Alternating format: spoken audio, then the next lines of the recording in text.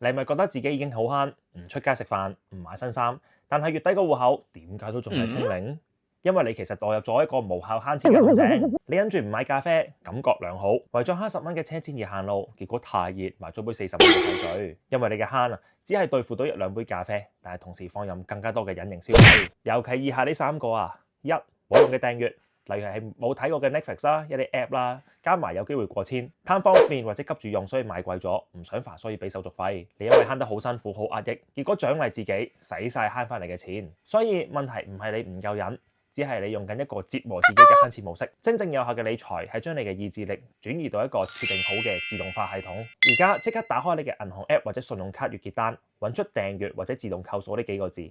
然後 cut 咗一啲過往你1個月都冇用過嘅隱形消費，淨係呢一步已經可以多翻1000幾百。慳錢應該從堵塞漏洞開始，而唔係懲罰自己。留言話我知你揾到幾多個隱形訂閱，如果多過3個，你要嘅唔係更加慳，而係一套完整嘅財務系統。